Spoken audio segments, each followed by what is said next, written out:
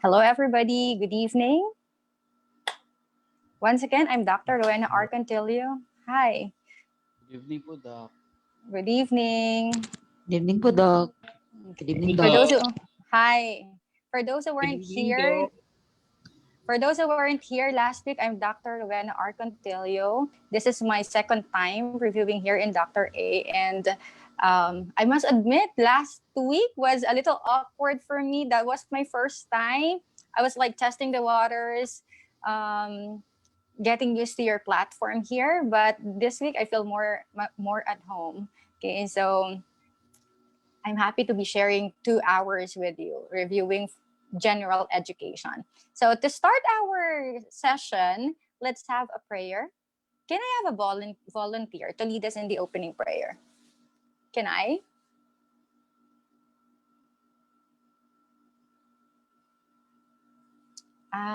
I've seen Ruel earlier. Ruel, would you mind leading the opening prayer? Yes, Doc. Did you hear me, Doc? So let us pray. Let's put ourselves in the presence of God. Our Father, who art in heaven, holy be your name. Your kingdom come, your will be done on earth as in heaven. Give us this day our daily bread, and forgive us our sins, as we forgive those that is against us. Do not bring us to the test, but deliver us from evil. Amen. Amen. Thank you very much, Ruel.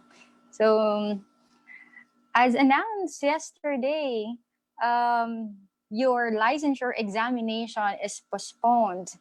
Okay, instead of next month, you'll have it by September. How do you feel about that?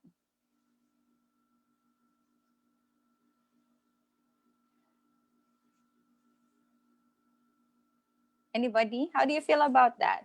With your licensure examination postponed for how many months more?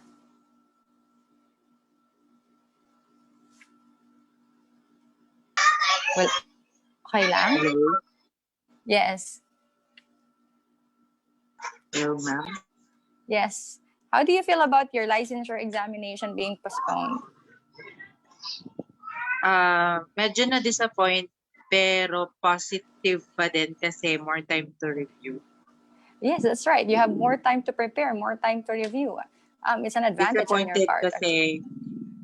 Disappointed kasi parati na lang silang nagpaplano tapos hindi naman nila itutuloy. Parang kumbaga hindi nila pinaninindigan yung mga guidelines, yung mga pinaplano nila.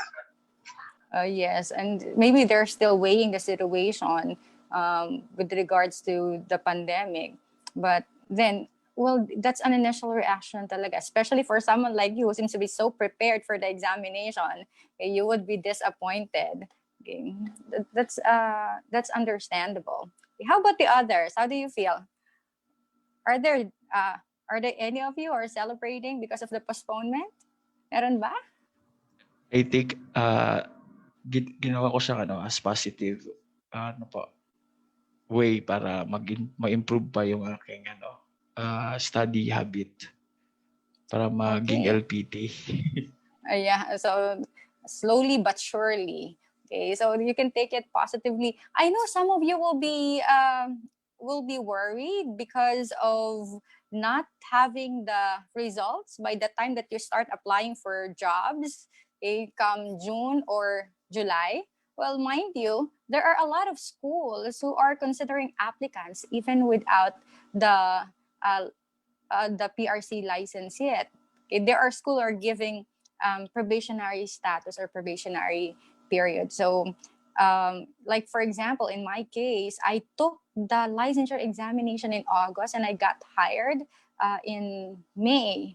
So sometimes principals, administrators are giving that consideration. How are you going to get to be considered even without your license yet? Nail your job interviews and give them an impressive demonstration teaching. Okay, for sure, even without the license yet, they will take chances on you. Okay. And how are you going to do that? Okay, I'll teach you how are you going to nail your interviews and come up with impressive demonstration teachings. If you are interested, you may also avail of our Job Hunters package. But anyway, let's take it positively. Okay, last week I reviewed in 3 subject areas in general education: English, science, and Filipino. Before I proceed, let us review the topics that we have covered last session or last Saturday.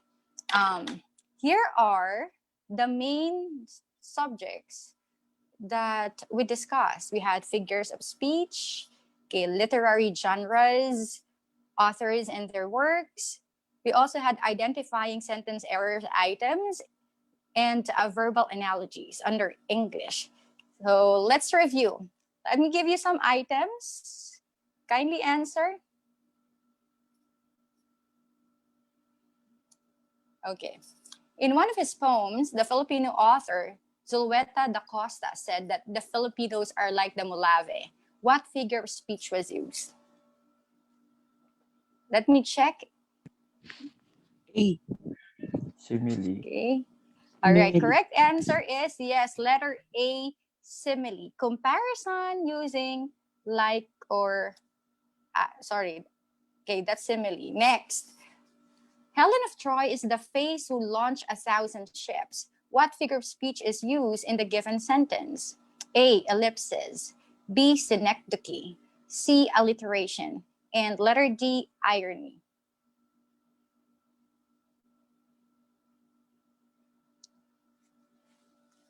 Helen of Troy is the face who launched 1,000 ships. Is that ellipsis, synecdoche, alliteration, or irony? Okay, correct B. answer is yes, letter B, synecdoche. What makes it synecdoche? No correct answer. Synecdoche. What makes it synecdoche? Anybody? Synecdoche is when a part represents the whole. In this case, the face is the part representing Helen of Troy, who is the most beautiful woman in the poet or narrative poem. What particular literary work? Where do we encounter Helen of Troy? It's in mythology. What is that literary piece?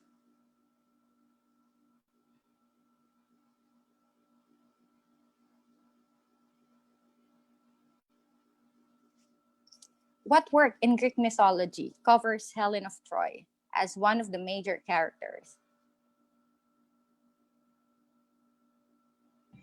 Iliad and Odyssey. Okay, specifically, it's in Iliad, Homer's Iliad. Still remember? Can you give me a background on? Can you give me a review on Helen of Troy, the Iliad? Remember Helen of Troy? Helen of Troy, the most beautiful woman in the world at that time, okay, in Iliad, was then married to King Menelaus of Sparta. Okay, but then she eloped with Paris, the Prince of Troy. So the people of Troy welcomed Helen. Even if she's queen of Sparta, they called her Helen of Troy. But because of the anger of King Menelaus, Sparta attacked the Trojans. And okay, soon after Helen eloped with Paris, the Prince of Troy, thousands of Spartan warships came to Troy for a battle. So that's the time that King Priam said, the face that launched 1,000 ships. Okay, so there are a lot of actually details to discuss about Iliad and Helen of Troy. But then let's save that for review of your majorship or review of English for English major. So correct answer is, what's wrong? Not moving. The correct answer is synecdoche. So that's a review for figurative language. Let's have some more.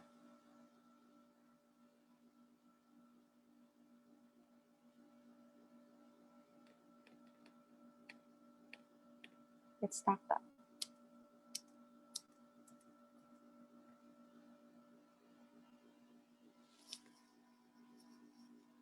Okay. Give me a while.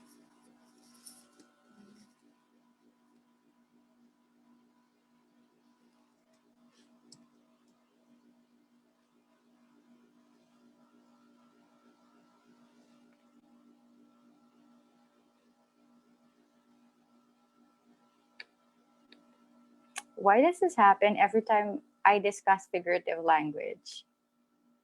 The same thing happened as I started last meeting.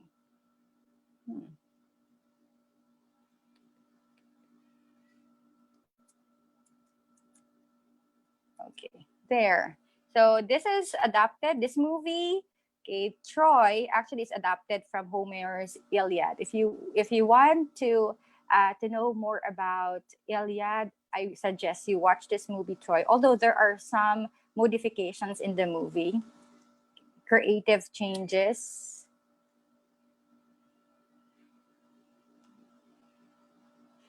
Aside from Paris, King Priam, Helen, can you name other characters in Iliad?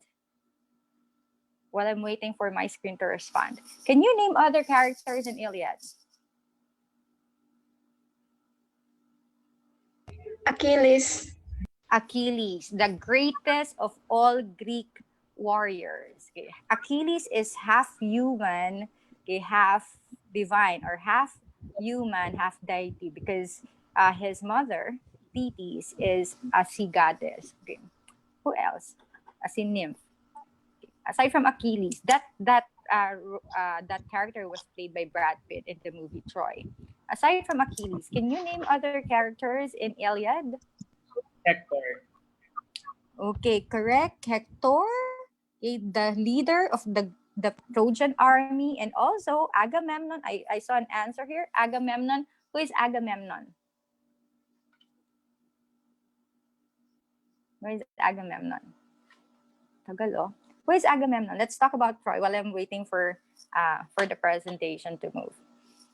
Who is Agamemnon? Agamemnon is the equivalent of Hector in Sparta. Among the Greeks, Agamemnon is the commander or general of the Greek army. He is brother to King Menelaus, the husband of Helen. Okay. Who else? Can you give me other characters? Keynote. Okay. Can you give me other characters?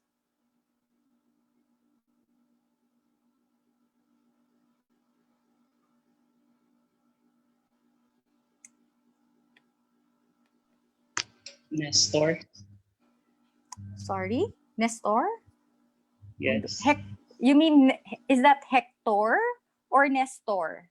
Nestor. I don't think I remember Nestor in Iliad.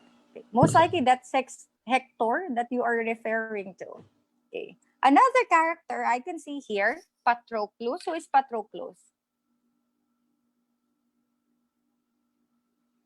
Who is Patroclus? Siya po yung close companion ni Achilles. Exactly, the best friend of Achilles. And the death of Patroclus convinced or motivated Achilles to come back to the battlefield, because he retaliated, or he refused to fight the Trojans because he was insulted by Agamemnon. So he had this misunderstanding with Agamemnon, and Achilles decided to go back to Sparta and refuse to fight the Trojans. And he is a big loss in the Greek army, because just the presence of Achilles in the battlefield gives so much so much boost in the morale of the Greek warriors, because Achilles, they believe, is undefeatable. Okay? Because he's the greatest, he's half God. So There are so many stories about Achilles, interesting interesting details about Achilles. Okay. What else? What do you remember about what do you remember about the Trojan War? How did the Trojan War start? What is the very root of that? How did Iliad start? Anybody?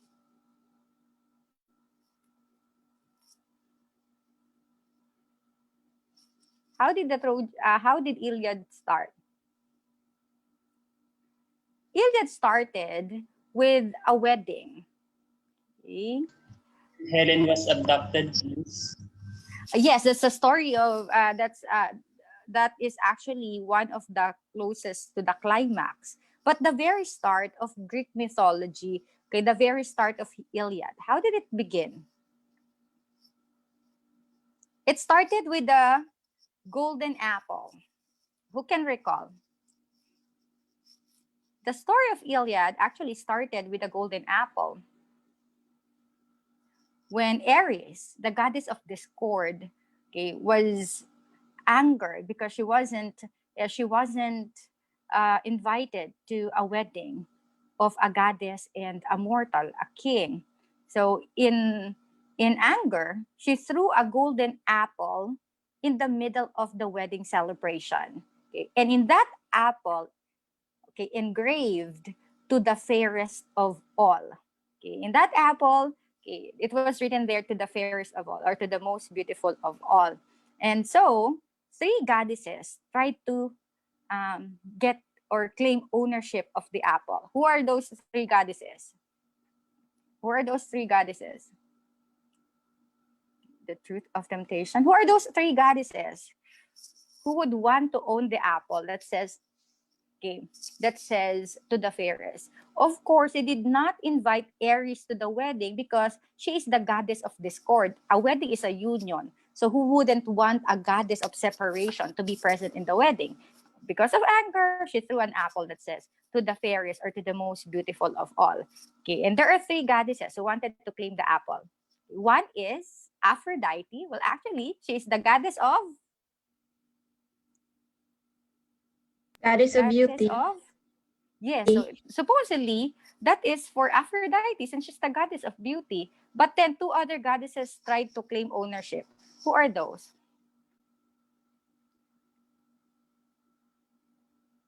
Sino yan? Yung queen, because she's the wife to the god of all gods. Oh, kailangan niyo yan. Lagi pa naman yan, common item pa din pa naman yan sa sa English literature. Hera, the goddess of childbirth and marriage, a wife of Zeus, and Athena, the goddess of sino si Athena? The goddess of wisdom. Okay, Athena, the goddess of wisdom. Now, they asked Zeus to decide, okay, to whom should this apple go? Okay, they wanted Zeus to decide, and Zeus wouldn't want to offend her daughters and to offend his daughters and his wife. Okay, gave the decision to Paris. He said, "There is this prince, okay, who was living in the forest, and you ask him to decide." So they went to Paris, who was then had to move away from Troy because there's this prophecy that says Paris would cause the destruction of Troy. And in Greek mythology, remember this, one characteristic of Greek mythology is that prophecies always come true. So there was this prophecy that says Paris would cause the fall of Troy. So instead of living with the Trojans in their kingdom, Paris was sent to the forest, and he grew up as a shepherd. But then Zeus said, "Go to that prince and ask him to decide." So the goddesses, they wanted the apple so much because it's like it's a pride for them. So they went to Paris and asked to be chosen. They tried to bribe Paris. So Athena, since she's goddess of wisdom, okay, offered Paris vast knowledge. So that's her bride for Paris. I'll make you the greatest of the greatest warrior. Okay, I'll make you the greatest of all. You will be winning battles. So wisdom. That's her offer to Paris. And then Helen also offered him victory. Okay, but then Aphrodite, the goddess of beauty, offered him the most beautiful woman in the world as wife. Okay, Paris, being raised as a shepherd, okay, it didn't appeal to him yung victory during battles. Okay, power didn't appeal to him, so he chose Athena's offer to have the most beautiful woman in the world as wife, okay, which happened to be married to the king of Sparta, King Menelaus. And so Aphrodite, with the help Paris to get Helen. Okay. So that's the reason why, okay, he was able to get Helen as wife, even if Helen that time is already married to the king of Sparta. And that love triangle caused the battle between the Trojan and the Spartans. Okay. And that's why they have that line, the face that launched 1,000 ships. It's because of Helen's beauty that Troy uh, Troy were defeated by the Greeks. So the Greeks or the Spartans won the Trojan War because of the golden horse, okay, which the Greeks used as entry to the Trojan kingdom, or to Troy, to the city of Troy. Okay. Okay. Review your gods and goddesses. God of war. Who is the god of war?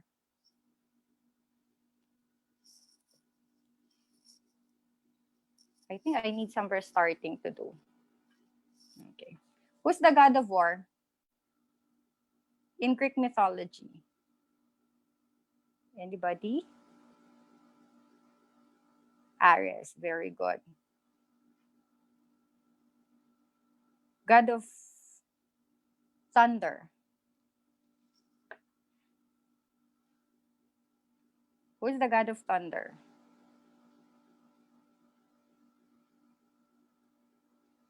Zeus. Zeus. Okay. What is the equivalent of Zeus in Roman mythology? Because after the Greek mythology came the Roman mythology. Okay. Sino equivalent ni Zeus sa Roman mythology? Jupiter. Si Jupiter. Okay. Who's the equivalent of Aphrodite in Roman mythology? Si? Venus. Okay, Venus. si Venus. How about the equivalent of Hera in in Roman mythology?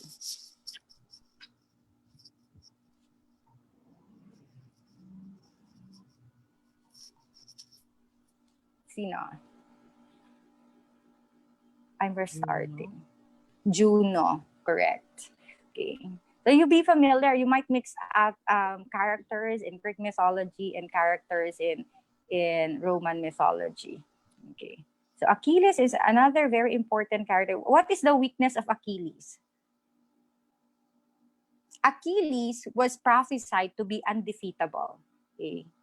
Yeah, that's why we have this idiomatic expression, Achilles heel, referring to one's vulnerability or weakness.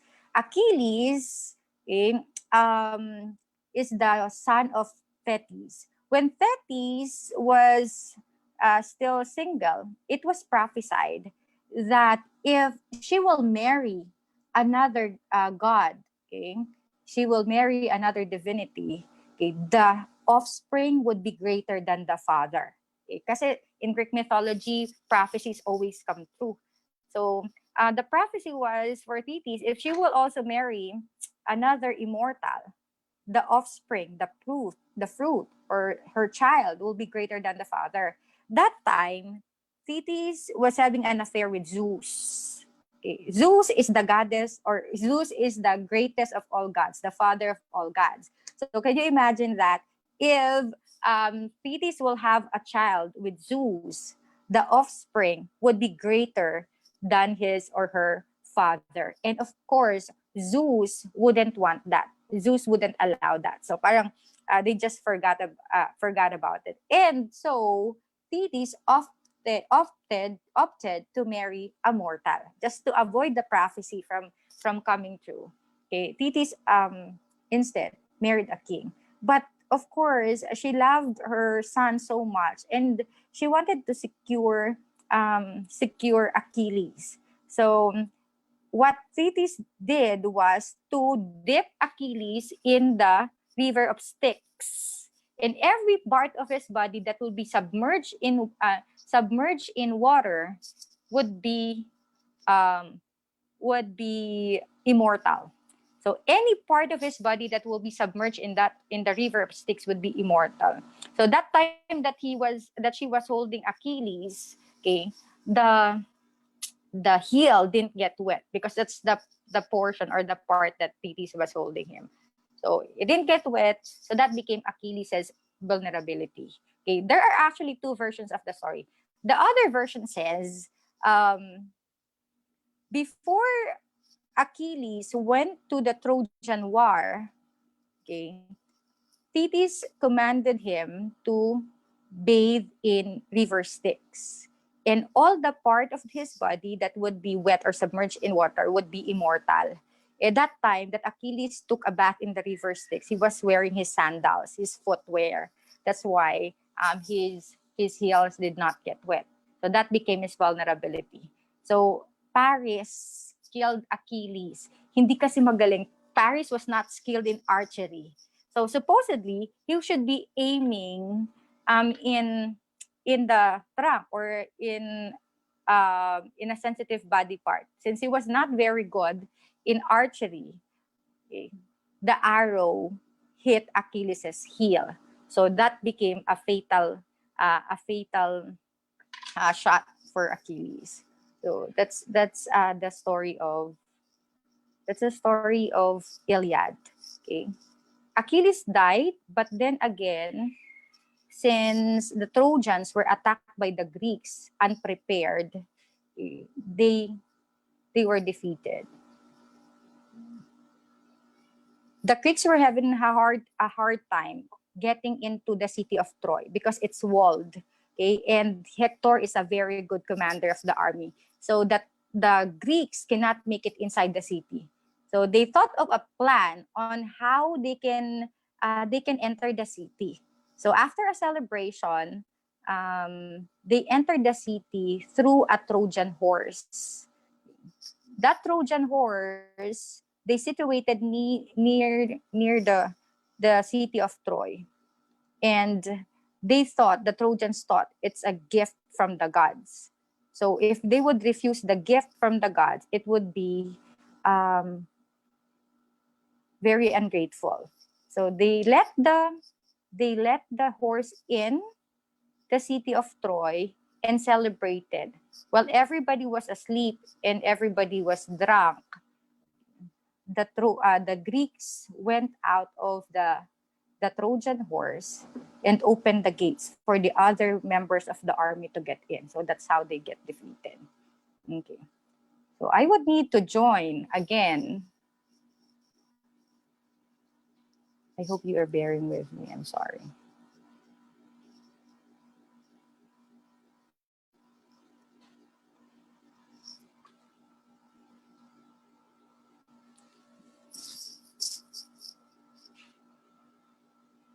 Okay.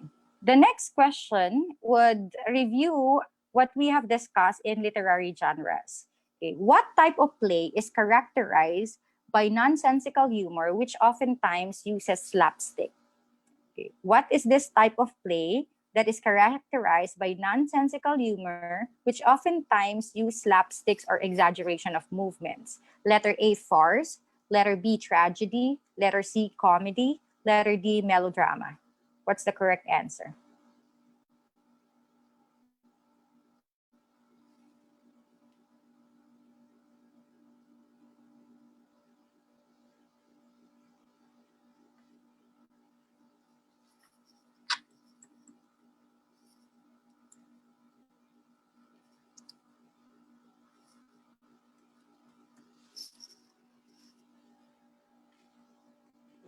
What's the correct answer?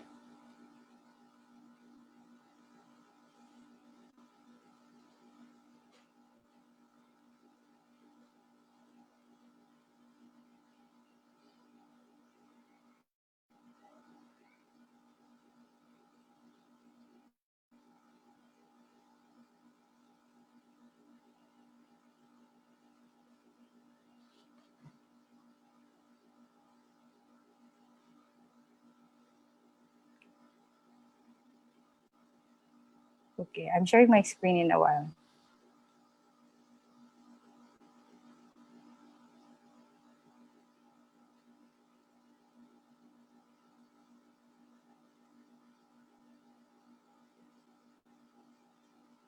Okay, it's back.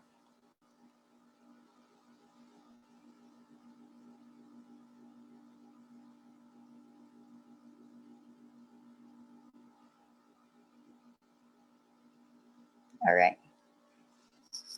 So here are the options. What's the correct answer? What type of play is characterized by nonsensical humor which oftentimes uses slapstick? A, farce, B, tragedy, C, comedy, D, melodrama.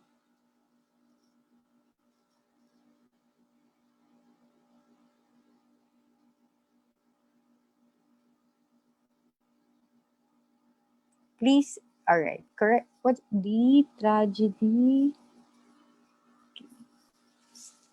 Other answer? Farce.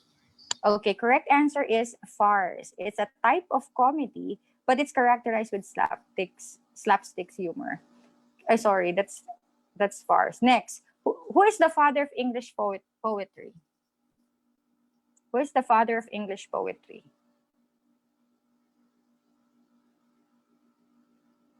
A, Francis Bacon. B, Geoffrey Chaucer. C, Edgar Allan Poe. D, J.R.R. Tolkien.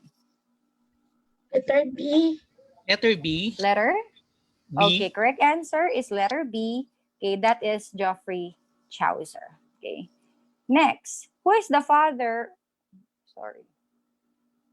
Okay. All right. Let's review the other titles in literature that we covered last meeting. Who is the father of Philippine children's literature? You may answer using your microphone, or you may want to type the answer.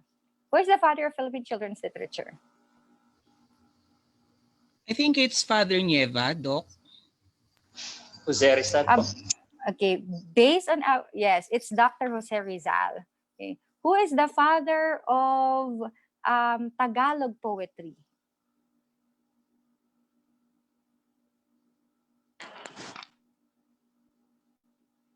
Who is the father of Tagalog poetry? Those who were here last Saturday. That is Francisco. Okay, Balagtas. Balagtas. Correct. Who is the father of modern fantasy literature?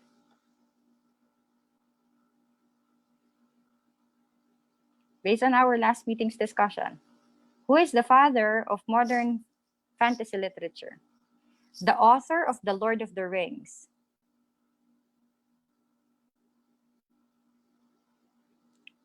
Okay. Who's the author of The Lord of the Rings? Tolkien. Okay, J.R.R. Tolkien.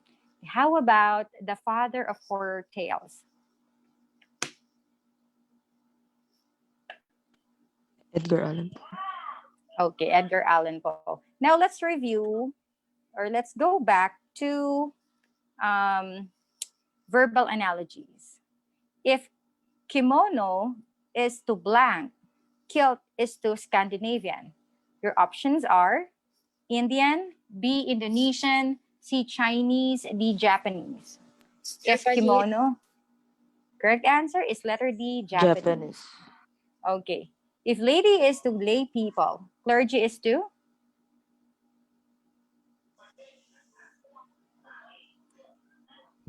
Priest. Is priest the correct answer? A, clergyman. B, clerics. C, clergy. D, clerks. Clergyman. Okay. Next. If Catholic is to priest, Buddhist is to. Bu- If Catholic is to priest, Buddhist is to A, imam. B, rabbi. C, lama. Rabbi. D, pope. What's the correct answer? Rabbi. Tama. Rabbi. Okay. Rabbi. No, the correct answer is imam is for the Muslims, rabbi is Lama. for the Jews, or the Oh, it's for Jews. Lama. Okay, lama is for, okay, Buddhist is for lama. Okay, no option. If king of beasts is to lion, king of birds is to. Eagle. All right, that's a correct answer, eagle. Okay, let's review identifying sentence error based on the tips that we have discussed last meeting. The captain of the pep squad are working feverishly to boost the team's morale. A. Okay. Pep squad. B. R. C. To boost. D. Team's morale. E. No error. What's the correct answer? R. Okay, correct answer is R. Why R? The captain. Because of the Because captain of, of the pep squad. It Because can be also okay, the can also captain of be the pep squad. used as singular. Sir, ma'am. Okay, It's a group. Because it was about the captain. okay, because the subject is the captain and that is singular in number. So the correct answer should be R, which to make it correct should be is. Okay. So, all right. Since subject verb agreement is one of the common points of identifying sentence error, let us review or let us recap the rules in subject and verb agreement. This is appropriate or applicable not only in your licensure examination. Every time we construct sentences, both in writing and speaking, this is something that we need to master. Subject and verb agreement. As a general rule, singular subject should have or should take the singular verbs, and plural subject should take the plural verbs. So what's the difference between plural subjects or plural nouns and plural verbs? Plural nouns end with S, but plural verbs do not end with S or ES. Okay? And singular subjects do not end with S or ES, but singular verbs end with S or ES. So to make it easier to remember, singular subject, the verb should have S or ES. Plural subject, your verb should be in its base form. Okay. So in order to recap this, let's have a game. I'll be showing you nouns, and I want you to tell me if the nouns are singular or plural. Okay. So number 1, gymnastics. Type S for Singular. singular and P for plural. Singular.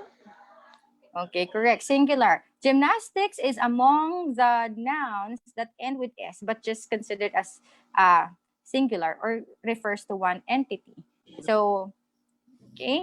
So among other words that end with S but only refer to one are acoustics, aerobics, aerodynamics, aeronautics, athletics, classics, economics, electronics, genetics, linguistics, logistics, mathematics, mechanics, okay, obstetrics, physics, politics, and the like. Okay. Next, data. Singular or plural? Plural. Okay, data is, Plural. yes, plural. Okay, so what's the singular form of data? Plural. Datum. Okay, datum. So among other nouns that end with M, okay, that end with letter A when converted to plural are memorandum, plural is memoranda, bacterium, bacteria, stratum, strata, curriculum, curricula. Okay. Next. What? Matrix, singular or plural?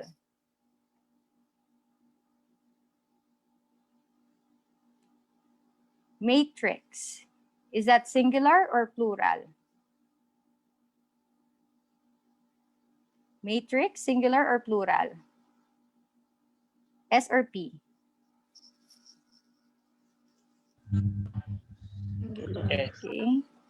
All right, it's singular. What's the plural form for matrix? What's the plural form for matrix? For some words ending with X, you form their plural by adding, okay, by changing X to C and adding ES. For example, index, plural form is indices, okay? But it's also acceptable now to say indexes. Appendix to appendices, but if it's used for the medical context or in the medical field, it's appendixes. Vortex would become vortices, okay? All right. Next, sheep. This was an issue last session. That's why I included it. Sheep, singular or plural?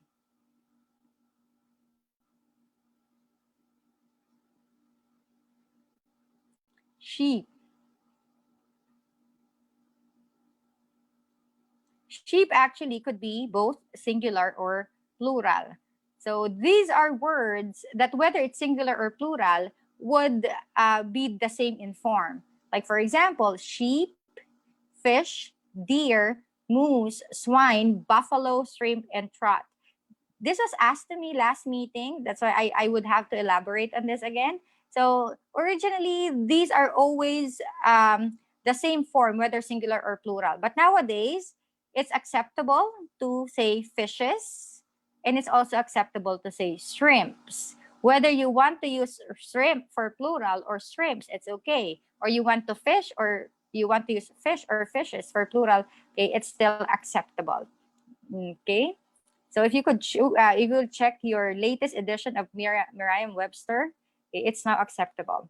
Next, syllabus, singular or plural? Syllabus. We will do this as teacher. Syllabus, singular or plural?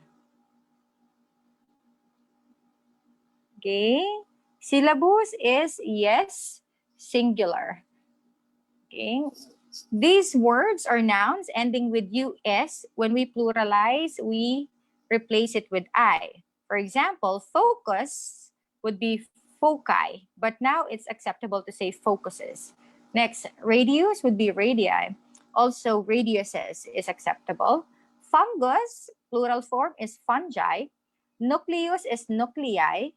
Cactus is cacti. Alumnus, alumni, although it varies in terms of form. Okay, for example, we can also use alumna, okay, for singular, or alumni, depending on the gender. Octopus could be octopi or octopuses. Hippopotamus could be hippopotami or hippopotamuses, both acceptable. All right, symposia, singular or plural? Is symposia singular or plural? Plural. Okay, it is. Yes, plural. What's the singular form of uh, sympos? Symposium. Madam, symposium. Symposium. Okay. Yeah, symposium. Okay. So the same thing with phenomenon is phenomena in plural form. Criterion is criteria.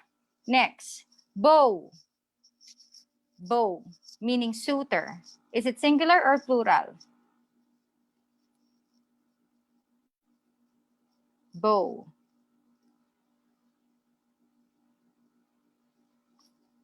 Bow is singular. Plural form is bows or bows with the letter X or with the letter S. A bureau, just the same thing. You can say, you can add X to bureau to make it plural, or you can just simply add S. Okay, tableau, okay, you can add both X or S to make it plural. This one, forceps, singular or plural?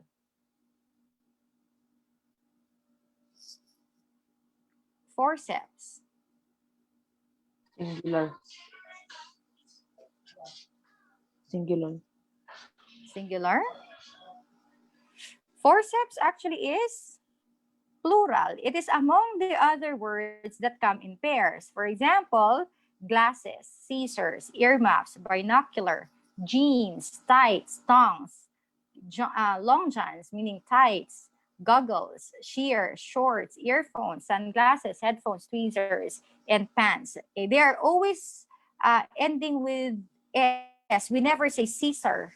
That's wrong. Okay, they always come in pairs, so it's Caesar. So it's plural in number all the time. When do we, okay, use it in singular form? For example, a pair of scissors. In that case, that would be considered as singular.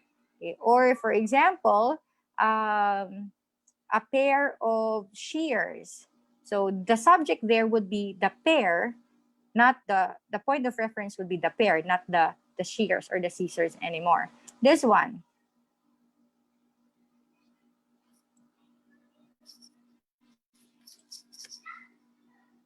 Okay. So stomata, okay, singular or plural? That is actually plural. What's the singular form for stomata? That's stoma. Same with stigmata, singular form is stigma.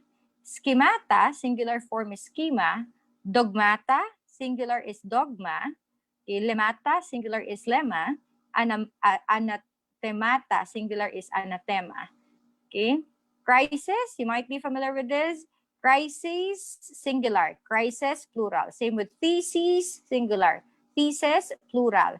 Analysis, analysis. Okay. Fora, singular or plural? S or P? P. Plural. Okay. This is plural. What's the singular form for fora? Or Yes, Room. forum. Okay. But nowadays, it's also acceptable to say forums. Okay, fora. Okay, this one. Delaydo, magkaiba. Yes, this one.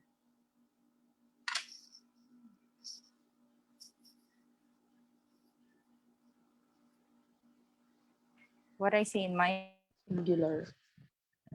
computer. This one. Singular or plural? Singular. Singular. Singular. Correct answer is actually this is plural. It's read as madam. It's the singular. It's the plural form for yes. It's actually plural. It's the plural. It's a plural form for Madam, madam. yes. Yes, it's a plural for madam or madam, but the pronunciation is just the same. It's spelled as mesdames, but we pronounce it as madam. The plural form for madam or madam. Okay. So of course, you wouldn't expect questions in your licensure examination like this. What is the plural form of madam or what is the plural form of forum? Okay, it's not like that. But it's important for you to determine these irregular nouns because it would be embedded in questions for subject verb agreement and also for vocabulary and word analogy. So being familiar with these different irregular nouns would help you in answering other type of questions. Like for example, all right, the ones that we will have later. So rule number 1 in subject verb agreement is as simple as what we have discussed earlier. Singular subject should have verb ending with s or es, and plural subject would have verb in its base form. Like for example, the oil needs to be changed. Oil singular, okay, and then needs, your verb should end with s. The tires need to be rotated. Tire is singular, the tires plural, so your verb should have no s or es in the end. Okay, that's the simple rule. However, there are so many exemptions to the rule because of the irregular nouns that we had discussed earlier. Okay, so what are the special rules in subject and verb agreement? Let's start with this one. Okay, if the subjects, whether singular or plural, are joined by "and," then the verb should be in plural form. For example, a leisure of life and a life of laziness are two things. So you have compound subject joined by "and," so you will get or you will use a plural verb. But there are exemptions to these rules. There are words that are joined with "and," but only refer to a single entity. For example, bacon and eggs is a popular breakfast meal in many countries. So in this case, bacon and eggs considered as one meal. So you use a singular verb, is. Same with spaghetti and meatballs. It is the best seller this evening, referring to just one dish in the menu. Corned beef and cabbage is his favorite dish. Okay, can you give me other examples of compound nouns or nouns joined together by "n" but it is just considered as singular in number?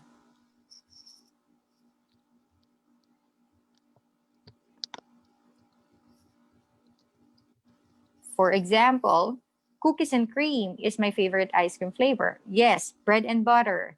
Okay. What else? Peanut butter and jelly. That's just one kind of sandwich bread. Okay, what else?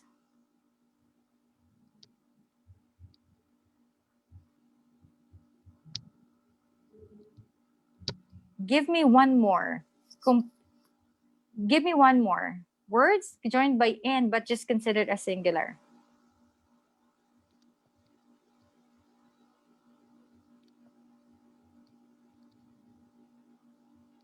Can you think of anything, any other example?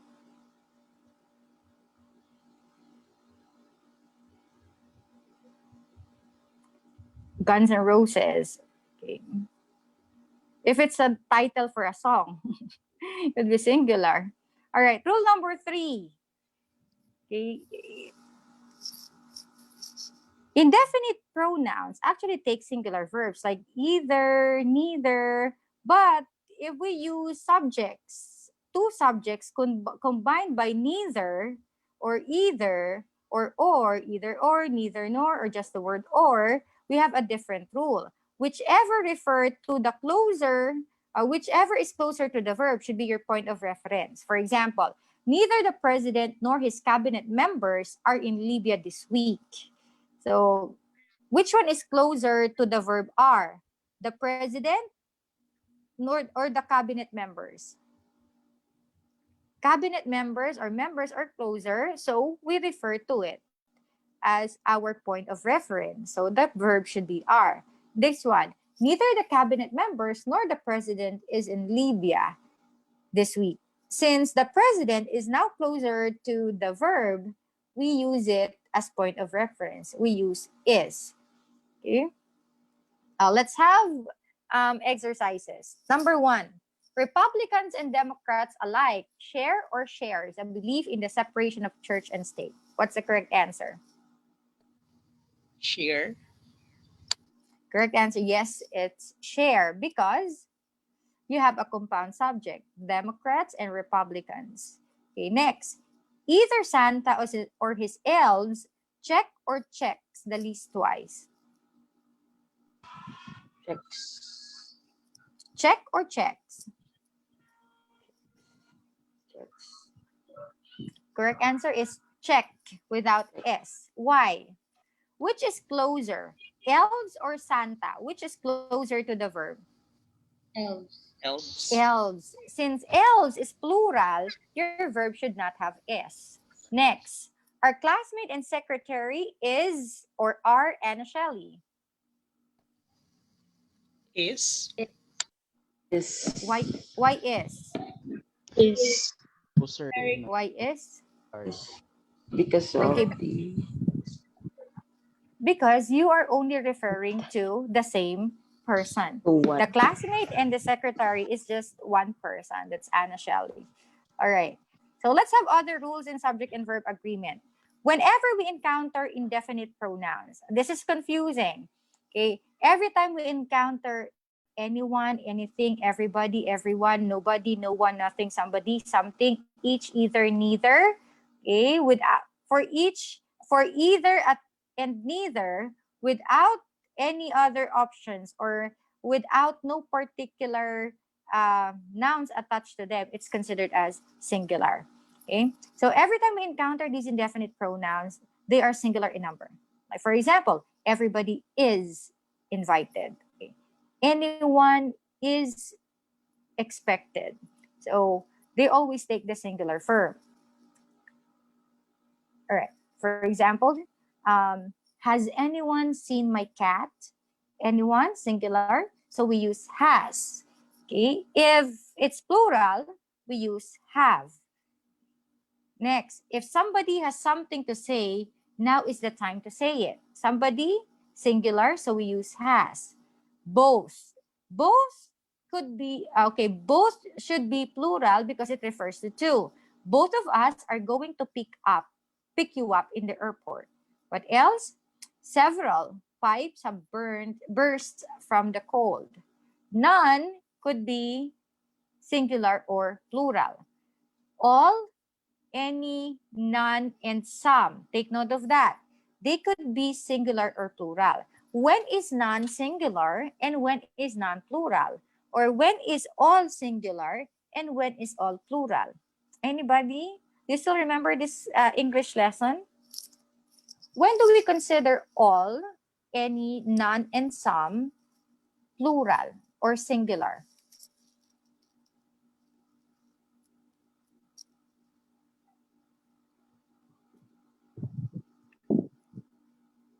These indefinite pronouns could be singular or plural in number. Now the question is, when do we consider them singular and when do we consider them plural?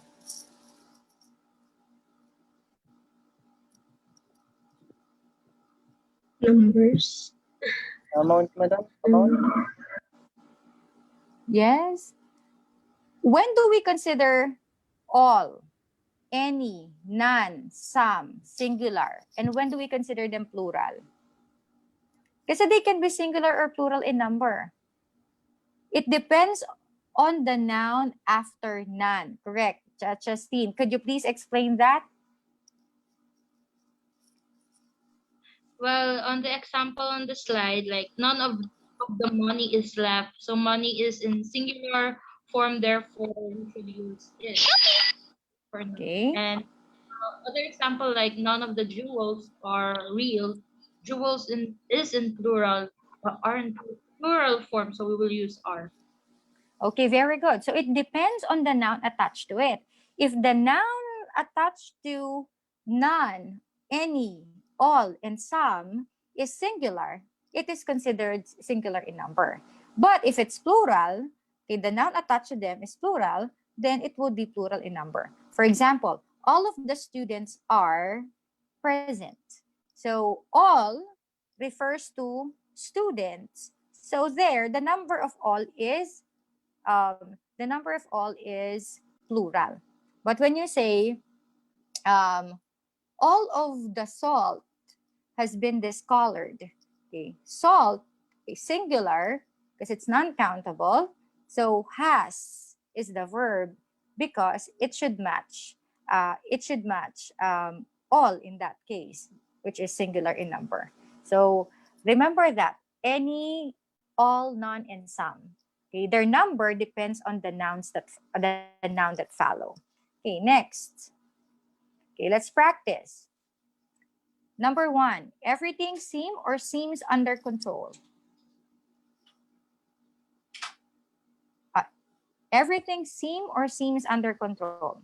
Correct Seems. answer is, all right, seems. Okay. All of the cookies has or have been eaten, but there is plenty of cake. Has or have?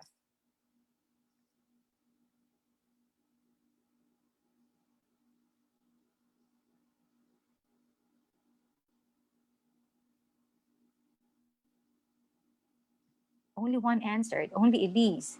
How about the others? All of the cookies has or have been eaten. What's the Has correct to be answer? Correct answer is have. Why have? Again, I told you, all, any, some can be singular or plural. It depends on the noun that follows. All. What is the noun that follows? Cookies. Cookies, singular or plural? Plural. So the correct answer should be have. Okay? Next, I don't think any of these stamps is or are valuable. I don't think any of these stamps is or are valuable.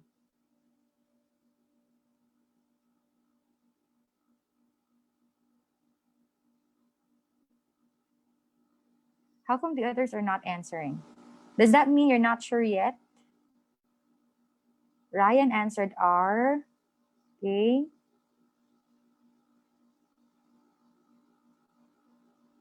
R. Okay. Correct answer is yes, R, because any could be singular or plural. In this sentence, any is attached to stamps. Okay, plural in number. So any are valuable. So, correct. Next rule, collective nouns. I gave you some explanation on collective nouns last time. Let me just test if you still remember. We mentioned this last time. Collective nouns, again, can either be singular or plural. When is collective noun singular and when is collective noun plural? If the collective noun functions as a whole, as one, singular. If the collective noun functions as individual member, that is plural. For example, the committee meets Friday at noon. So that is considered as singular because the committee is taken or referred to as a whole, as just one group of people. Next, a majority is needed to pass the bill. Okay. Majority here is considered as singular because it functions as one. Okay. Every afternoon, the baseball team follows its coach out to the hot field for practice. Okay? The baseball team, the team here functions as one, so we use follows instead of follow, singular in number. But there are exemptions in such cases like the committee are busy working on their respective tasks. That means the committee is considered as individual members because they have different tasks or they are working on their respective tasks. What else? The committees meet each Friday at noon. So that means there is just more than one committee. There are two or more committees meeting on Friday or meeting on Friday at noon. Okay? Do you understand that? Let's have a review. Let's have some exercises. Okay. These are still okay.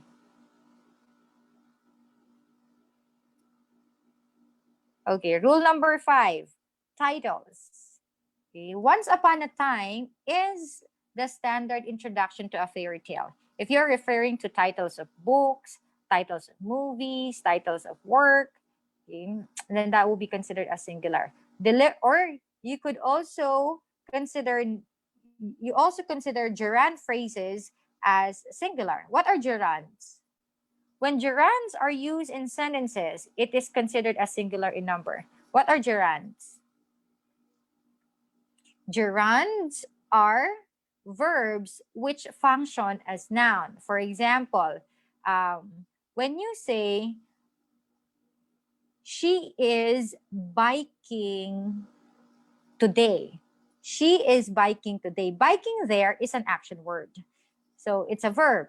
But when you say biking is my favorite hobby, that is a noun. That's a gerund. So it is in the form of a verb, but it functions as a noun. So gerund phrases considered singular in number. For example, delivering pizzas is not a glamorous job, but it pays my bill. So delivering there, okay, is a gerund. So it's considered as singular in number. Okay. So this one, physics and statistics, I've discussed this earlier. Okay. So let's have some exercises. Choose the correct verb in each of the following sentences. Many classes is or are overcrowded this semester. Many classes is or are overcrowded this semester.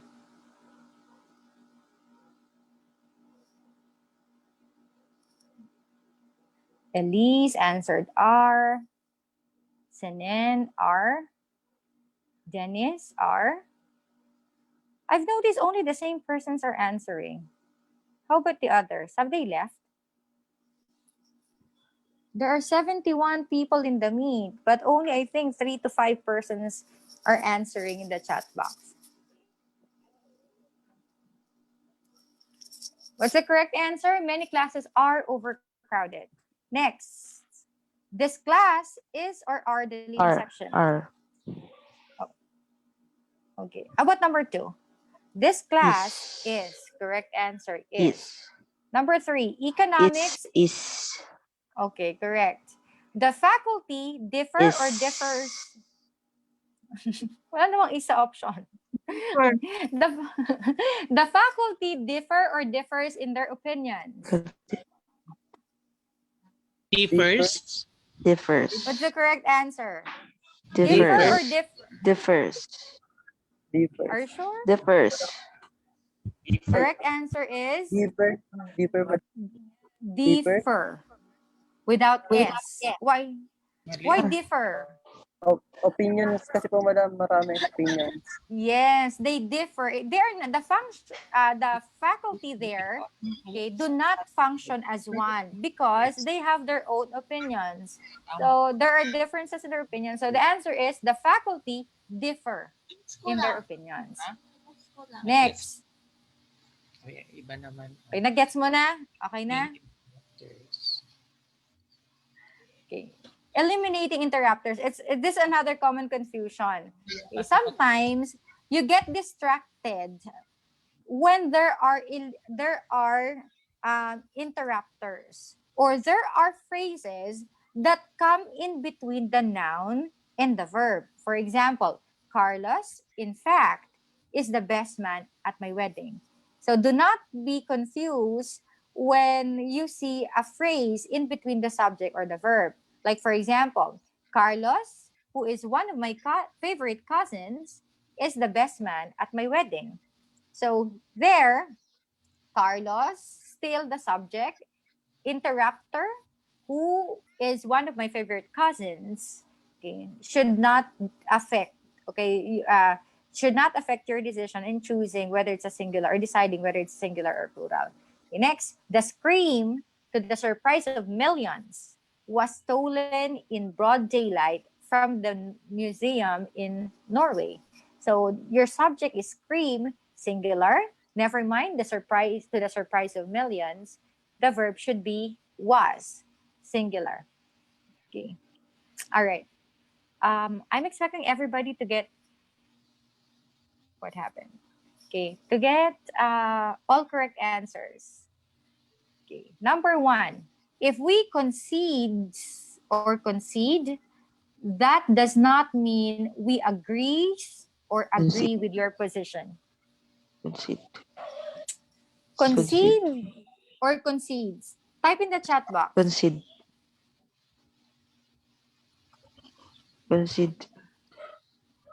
Justine, anong major mo?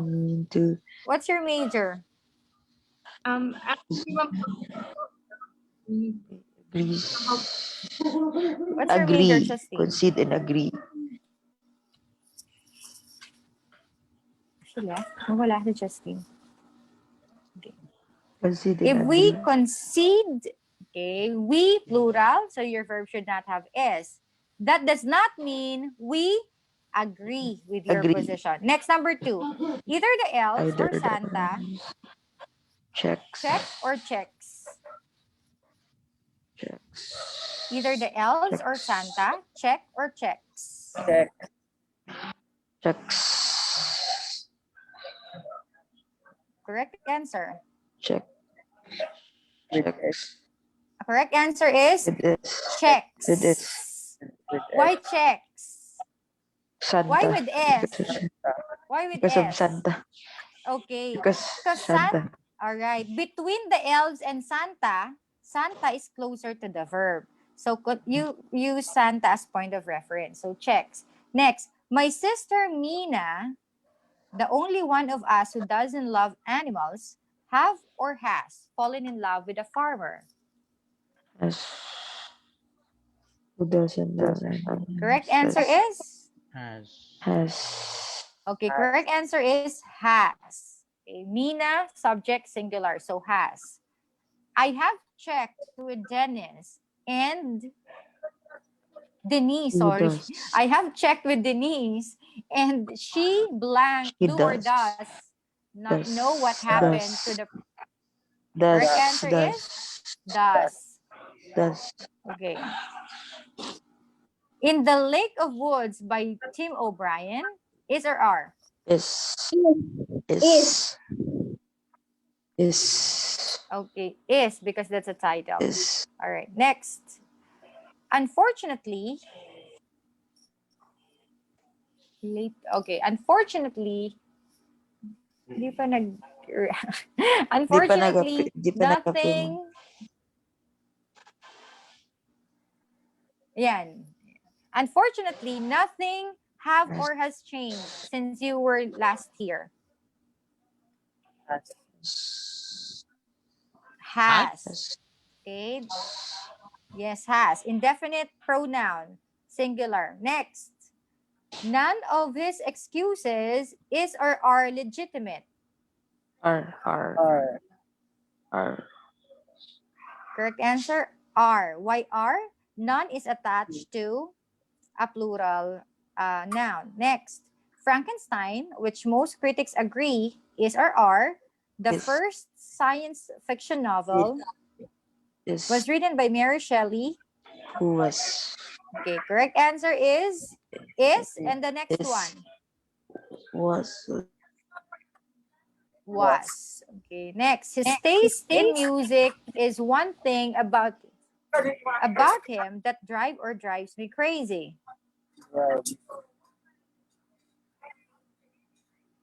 Drives. Okay, correct answer is drives. What's the subject? What's the subject? His taste in music. Okay, taste. Okay, taste. Okay, next. If anyone finds out, we're in big trouble. Find. Finds. Find. Find. Find. Finds. Correct answer is Finds. Finds. finds. Diba? Irregular, indefinite pronouns. Anybody, If anyone anyone, finds out nobody, of no one. Okay? With S dapat ang verb. Okay, finds. Okay, next. All right. Like his novel, The Snapper, Roddy Dole's comedy, The Commitments, was or were also made into a hit movie. Was. What's correct answer? Okay, was. Okay, next. Has or have anybody seen Where I Set the Book I Borrowed from Adele? Has or have anybody seen Has. Where I Set the Book I Has. Borrowed from Adele? Has. Correct answer Has. is has. Has. Okay, next. So then, Julia tell or tells Wanda, and Wanda tell or tells Annette. And the next thing you know or knows, the whole town know or knows about my problem. The first Tells. one, Wanda. Tells. Correct answer? Tells. Okay. Tells. Okay. Annette. Tells. And this one, the next thing you No. know, correct. No. The whole town. I know. Knows. Okay, knows. All right. Next. The scouts and their leader was or were? Where? Were. I have a feeling something good is or are about to happen. Is. Is. Okay. Because what's the subject? I have a feeling something Is about to happen. yes, something, indefinite pronoun. Something. Okay. Now, how does it apply in the board examination? Okay. The Committee on Ethics blank every Friday. The Committee on Ethics blank every Friday. A, meets B, meet, C, has met, D, have met. Meets. What's the correct answer? Meets, mom. Meets, Letter mom. A, yes, meets. Meets. Because committee function as one, and another indication that it's in the present is that the word every Friday. So any action that is done habitually or on a regular basis, okay, we always use the present tense. Okay, so disregard has met or have met. Okay, next. Mumps, which are a dangerous disease, can be prevented through vaccination. A, mumps, B, R, C, disease, D, vaccination, E, no error. R. Okay, R. Why R? Mom is singular word. Singular Okay. yung moms. Mumps is singular. It may have end. It does end with S, but it's still considered singular in number. Okay. Next. Now for this evening's main headline, Britain blank another Olympic gold medal. A, had Had won. one. B, wins. C, won. D, has won. E, no error. Had one. Correct answer? Britain wins another Olympic gold medal. Who's that? Who Sene. answered? Okay, Senen. Sene. Senen. Why wins? You're correct. Why wins? Um, because the country Britain, Why do you think wins is the correct answer? Britain, that's singular. But still, it could have been has won. Present form kasi yung kwan mo. Singular. Ay, yung sentence pala. Naka-present form. Kaya Okay. wins. All right. Another clue here is that it says headline. Okay. In journalism, whenever we write headlines, the verb should always be in the present tense. Okay. The verb should always, unless the action is to happen in the future. For example, Philippines to participate in the ASEAN summit. Okay. To, that means future tense. But for actions that happened and to be reported in the news, we use the present tense. For example, here, Britain wins another Olympic gold medal. Okay. Next. Wise people can blank with frustrations.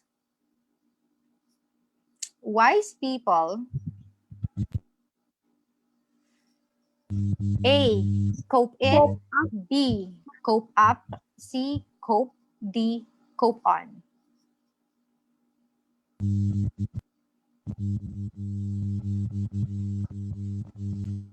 How about the others? Cope up, mom. Cope up. Correct answer is letter C, cope. I was browsing questions for the licensure examination, and I have noticed many questions check our knowledge on Filipinisms. Okay. So, are you familiar with Filipinisms? no ma'am. Okay. So let's review Filipinisms. As I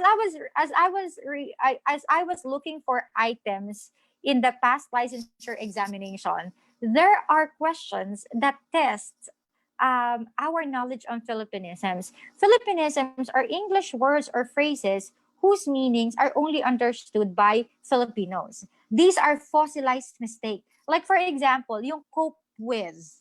Di ba? Every time we Filipinos use cope, we always couple it with cope with stress. For example, that's a Filipinism. It's wrong to say cope with. Okay, it should be cope. It's wrong to say cope up with. It should be cope with only. But since we always hear it, okay, it becomes a fossilized mistake. We assume that it's the correct term or it's the correct word for that. So English words or Filipinisms are non-standard and most of the time ungrammatical, almost often result of transliteration. Okay? There are words or phrases that we Filipinos use believing that they are correct because that's how we have always used them. Okay? Cope up is one thing. There are many more Filipinisms. Okay? Let's say, for example, comfort room. Okay? It's something that only us Filipinos understand. In other cultures, in other countries, they do not use comfort room. What do they use? They Bathroom, toilet. use bathroom, toilet, restroom, powder room. Okay? But us Filipinos, comfort room, CR. We understood one another. So that's just one example. But of course, I choose Filipinisms to discuss which are only relevant to syntactical questions or questions in the examination that would test your knowledge in grammar. We say syntax that refers to grammar. Okay, for example, here are common Filipinisms na tayo lang nakakaintindi na Filipinos. For example, time first. When we were young, for several times, we used, for so many times, for sure, we have used time first. Actually, there's no such term as time first. It should be time freeze. Diba? We say time first, time first. That means we want the game to pause. We say time first. But actually, the correct term is time freeze. Maybe that's how we Filipinos heard it. And so we adapt and it's passed on from one generation to the next. So that becomes fossilized yung mistake. So what else? Here are common Filipinisms. Let's discuss one by one. That makes our sentence ungrammatical. This one. Okay, the question, cope,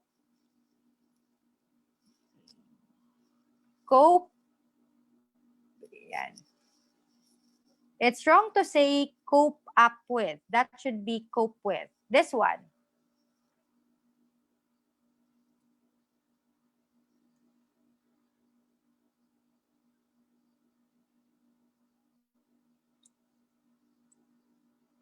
Okay, this one, fill up. Whenever we have a form to work on, what do we always say? Please fill up the form or fill up the registration form. You have to fill up this form.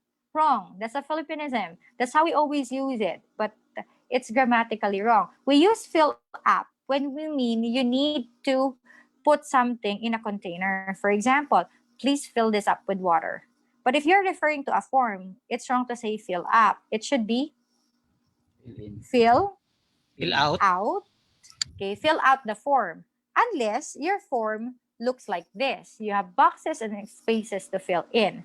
So you may use fill in depending on the type of form, or you may also use fill out.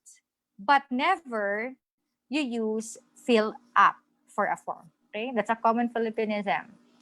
Okay, next.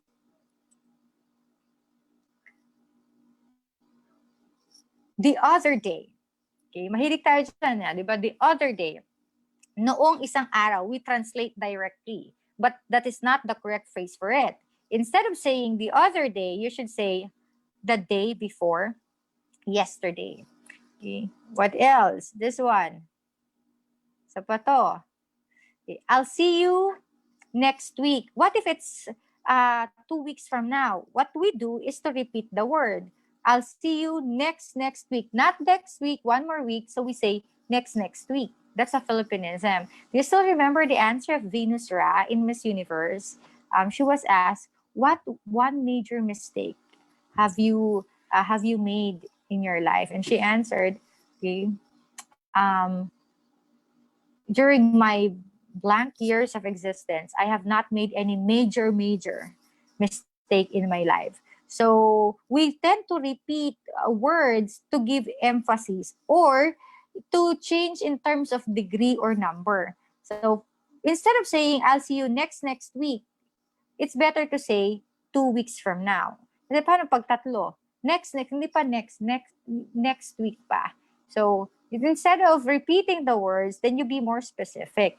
2 weeks from now or 3 weeks from now. Okay? Or I'll see you in 2 weeks. Okay, next. This one. Double negatives. The club is for members only. You can't play golf there, not unless you are a member. Okay. This is redundant. Why? Unless already is a negation, a negative. If you will use another negative, that will be double negation. We often hear native speakers use this in conversational English. Grammatically, it's wrong. But just like us, we have Filipinisms, and so they do. They also have words or phrases that are part of their everyday conversation, even if they are not grammatically correct. So this one, not unless, don't use it. That's a case of double negative. Okay.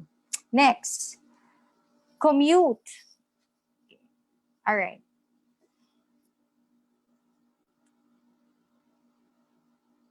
Okay, what makes this wrong? In the Philippines, when we say commute, okay, we refer to, what do we mean when we say commute? We refer to traveling using public transportation. But the word commute actually means to travel some distance regularly between one's home and one's place of work. So in this case, the mode of transportation is not an issue. Whether you use your car or you ride a jeepney or a tricycle or the bus, if you are traveling from one place to another on a regular basis, for you to go from your home to your workplace, that's called commuting.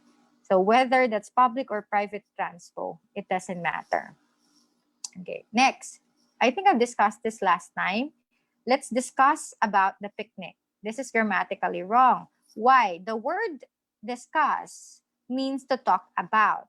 So when we say discuss about, that would be redundant. Another thing, can you repeat it again? That's another case of redundancy. You don't say repeat it again. To repeat is to do it again. So instead, how are you say it? Can you do it again? Or can you repeat it? Okay, that's it. Okay, what else? Next, stop the bus. I like to go down. That's wrong. It should be stop the bus. I like to get off. This one, common mistake. You go here. You go here. Why is it wrong? When we say go, that is to move away. So I'm going to go to the store. So you move away from your current location. When you say come, movement in the direction of the listener. So instead of saying go here, that should be come here. Okay. What else? Common mistake. One of my friend is mad at me. Whenever we use the phrase one of, one of my, every time we use one of, the noun that follows should be in the plural form because you cannot have one out of one. It should be one out of many. So instead, you use one of my friends or one of the novels that have charmed me. So that should be have because one of the novels, one of the many. One of the novels that have charmed me, that should be one of the novels that has charmed me. Okay. This one, another case of Filipinism. If in case. Never that you use if in case in the sentence. Why? If means in case. In case means if. So you choose only one to use for your sentence. Or otherwise, it would be ungrammatical. Next, open and close the light. Diba? It's a common Filipinism. It's a result of direct translation. Kasi in Filipino, we say, buksan mo yung ilaw. So when we translate it, it's open the light, close the light. Paano pag sinabi natin patayin mo yung ilaw? Then that would be kill the light.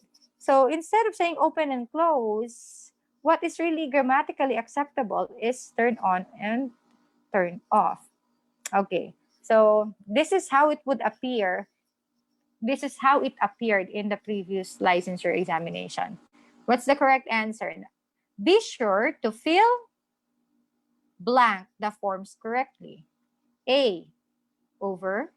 B, in. C, up. D, on. Letter C. Letter? C. What's the correct? Review, madam. Letter N.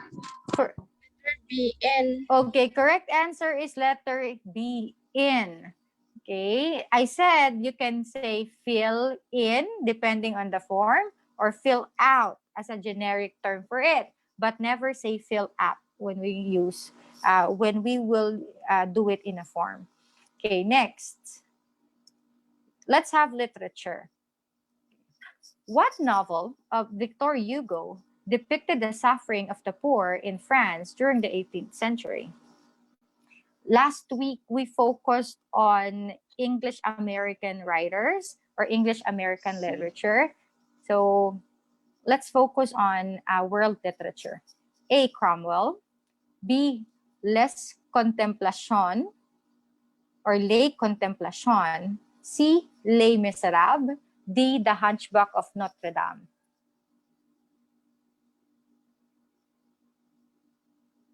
What's the correct answer?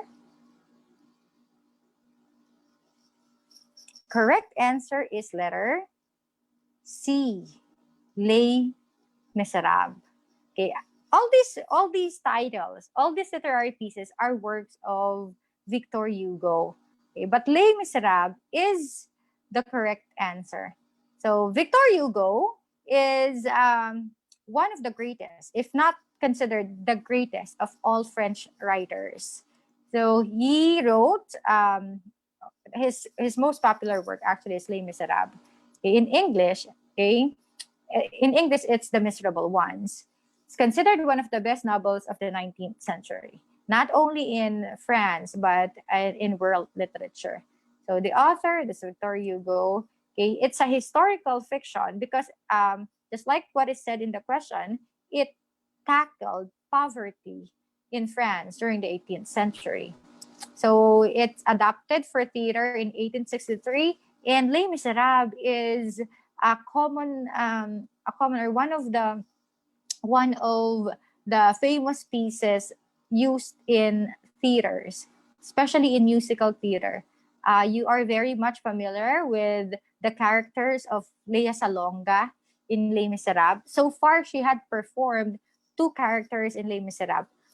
Ano yun? Ano yung mga characters na yun ni Lea Salonga that she performed in Les Miserables?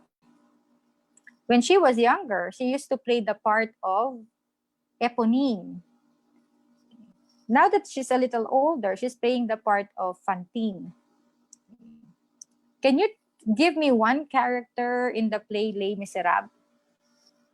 Because in the licensure examination, questions would be focusing on characters, title, author, if not plot or theme. Sometimes they also consider the setting. There are questions that go like this. Okay, which of the following literary pieces was set in Italy or was set in France? Okay. Will you give me one character in Les Miserables? Aside from Fantine and Eponine. Si Valjean po. Si? Cosette po. Valjean. Yeah, okay. So, Valjean or Valjean. Kasi it's French, Valjean. Cosette, correct. Cosette, okay, is the daughter of Fantine. So, Les Miserables actually focuses on the character of John Valjean. Okay. John Valjean was sentenced to 19 years of imprisonment. When he was a teenager, he stole a loaf of bread just to save his nephew from starvation. He stole a loaf of bread, and because of that crime that he had committed, okay, he was sentenced 19 years of imprisonment. So he was able to finish his sentence and was given a parole. He was very hopeful that that he will be able to live a normal life. But then, okay, when he was given a parole, he was still branded as ex-convict. So he was not given the same opportunities or the same treatment as the others. Jean Valjean. How to say properly? Okay, the main character is Jean Valjean. In French, whenever you encounter this spelling, Jean, in the Philippines or in other countries, in American pronunciation, it's Jean, but in French, it's John. Okay, Jean Valjean. So Jean Valjean, okay, being branded as an ex-convict, was not given equal treatment. So that made him bitter. So what he did is that he escaped from the parole because as an ex-convict, he had to regularly report to the French police as a proof that he has been living a righteous life. Okay, since he is always branded for being an ex-convict, he had hidden himself and disguise, okay, or use another character, okay, or and then later on he became a successful businessman wherein he met Fantine. So Fantine is actually one of the workers in Valjean's factory, but later on she turned prostitute when she got fired, and she left behind Valjean, her daughter Cosette. So Cosette wasn't aware that she was adopted. So Cosette grew up recognizing Jean Valjean as her father. So yon, it's more like the story later on revolved on the father and daughter relationship of Cosette and Valjean. Okay, so that's Les Miserables. Um, John John Valjean. Victor Hugo was also popular for his other works. Like, of course, we're very much familiar with this, The Hunchback of Notre Dame. There's a Disney adaptation for this. So we know the character of Quasimodo and Esmeralda. That's originally Victor Hugo's work. Okay? The other two works of Victor Hugo, one is, for example, Les Contemplations is actually a poem. And the other one here, The Cromwell, is a play or a drama. The correct answer is Les Miserables. Apart from Victor Hugo, there are other French authors who made big names or contributions in world literature. So among them is Mikhail De Montaigne, who is the French equivalent of Francis Bacon. Francis Bacon is the father of English essay. When it comes to essays, Mikhail de Montaigne is the most popular or famous essayist of France. So he's also considered as the father of modern skepticism. His works focuses on both psychology and philosophy. And one of his most popular work is entitled That to Study Philosophy is to Learn to Die. What else? Another, this one, The Little Prince by Antoine de Saint-Exupéry. It's considered as children's literature, but this is very popular. I love this book. I read it every 2 years. My literature teacher once told me that reading the book would give you different interpretations of it depending on your current state or current level of maturity. And true enough, the more mature I become, the more or the richer my interpretation of the book becomes as well. So this is where we get this famous line, it is only with the heart that one can see what is essential is invisible to the eye. It's a common item in standardized tests, even in licensure examination. They either mention the Little Prince or this line, it is only with the heart that one can see. That's by Antoine de Saint-Exupéry. Okay.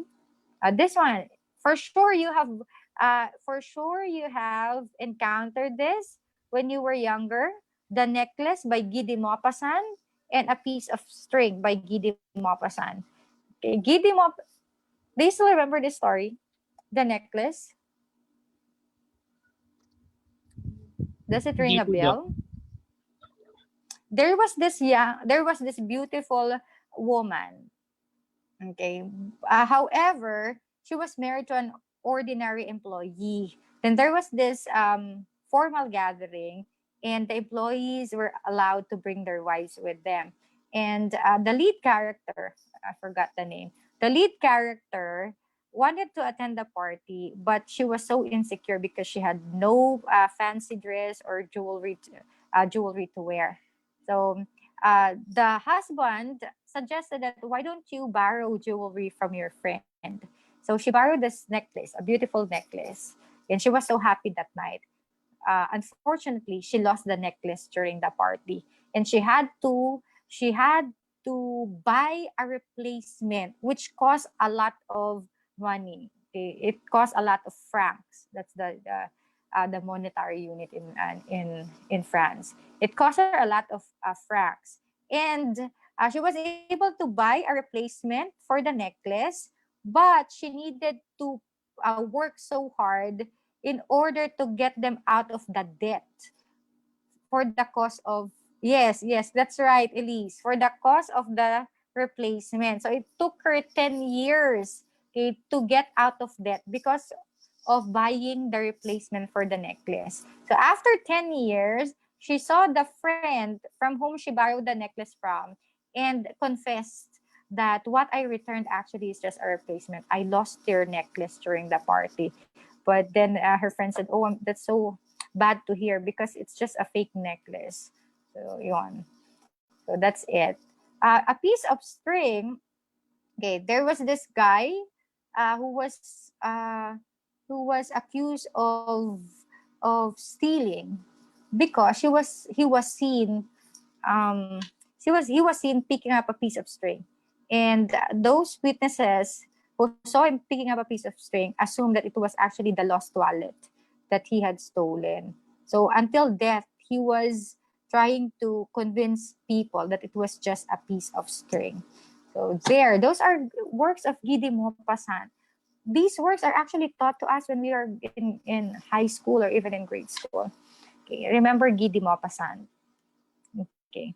So yeah, I understand that when it comes to literature, it's really hard to memorize. There is a vast collection of literary pieces, and memorizing them all or being familiar with all the plots, the authors, the characters, and the setting would be difficult.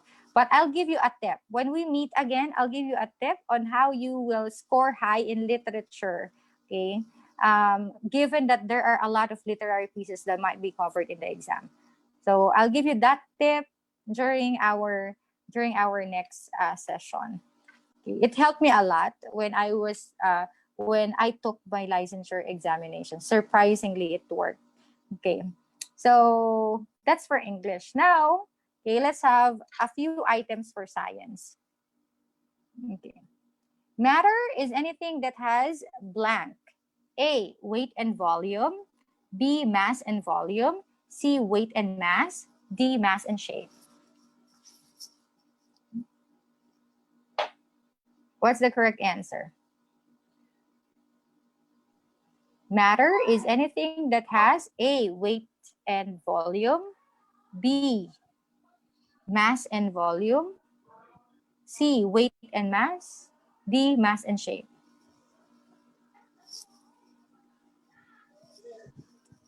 Di ba we say matter is anything that occupies space? Correct answer is mass and volume.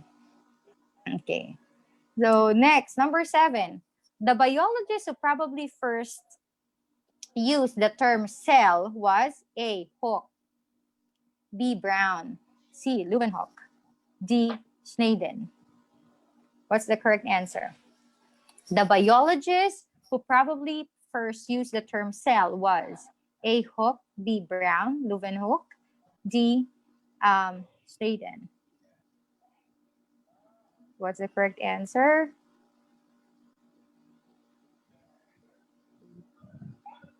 Correct answer is letter A, Hooke. Hooke actually refers to Robert Hooke, an English physicist who discovered the law of elasticity, known for Hooke's law, and who did research in remarkable variety of fields. So he's believed to first use the term cell. Also is a botanist and was into cellular biology. Next, Antoine van Leeuwenhoek. What's his greatest contribution to science? What is Leeuwenhoek's greatest contribution to science? Microscope. Okay. He invented the microscope. So he was the first to observe bacteria and protozoa through the microscope. Okay. Next is Sir Thomas Browne, an English polymath and author of varied works which reveal his wide learning in diverse fields, including science and medicine, religion, and esoteric. Okay, next question. What type of force is exerted by someone who hits a baseball with a bat? A, normal force. B, applied force. C, drag force. D, gravitational force.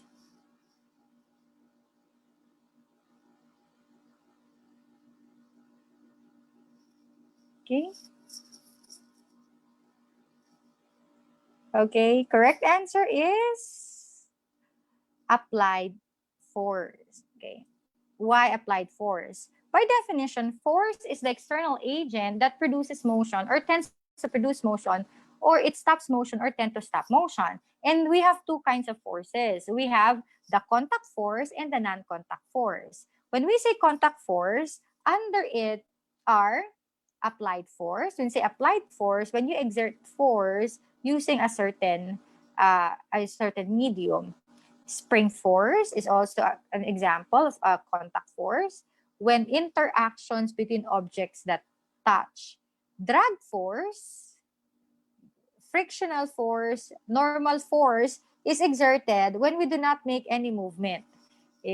When we are just seated down, when something is laid on a surface, it still exerts force, and that is what we call as normal force. So I want you to look at the illustration and let's try to answer the next question. Ano yung next question ba? Wala. Okay. So magnetic force will make use of magnets. Electric force or electromagnetic force, what keeps the molecules, okay, and the atoms together. And gravitational force, you're familiar with that. Okay, the pulling force of the earth. All right. Next. The Philippines lies in the region where many volcanoes are active. This region is known as A, Wheel of Fire, B, Ring, C, Volcanic Rim, D, Archipelagic Fault Line. Correct answer is letter B. Okay. Why letter? Yes, letter B. There's no such thing as Wheel of Fire. Meron sa literature, but in science, no. Ring of Fire is the correct answer. It's also known as the Pacific Ring of Fire. Okay, volcanic rim is a portion in a volcano. Archipelagic fault line is the fracture along which the crust has moved. Okay. All right. Next, which of the following is an example of a chemical change? A, melting of candle. B, rusting of iron. C, dissolving sugar. Or letter D, boiling of water.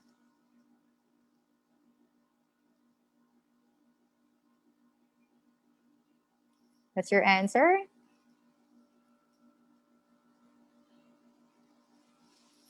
Okay, the correct answer is letter B. Okay. So there are two kinds of changes. It's either physical change or chemical change. When we say physical change, that is only change in terms of form. But there is no new substance that is created. Okay?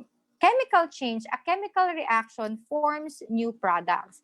Pag physical change, matter changes but not its chemical identity. For example, when a popsicle melts, it's still the popsicle. So the same chemical content, it only changes from solid to liquid. Okay. When you shred paper, You only cut it into small pieces, but it's still the same chemical component of the paper. When you chop wood, that's physical change. When you boil water, okay, that's still physical change. Water may evaporate once, but still the same property. In chemical change, a new substance is formed. Like for example, rusting of iron, digestion, okay, combustion, and rotting of fruits or any food. Okay. Okay, let's answer this. A change in state from solid to gas without passing the liquid state is called. A change in state from solid to gas without passing the liquid state is called A. Solidification, B. Evaporation, C. Condensation, and D. Sublimation. Correct D. answer is letter. Sublimation. D. Okay, correct. Sublimation. Okay. I know you're familiar with this. Parang since grade school, we are taught this change or transformation in phases. Okay. So again, let's a review. Okay, solid to liquid, that is melting. Liquid to solid, when liquid turns to gas, that's vaporization, evaporation, or boiling. When gas turns to liquid, that is condensation.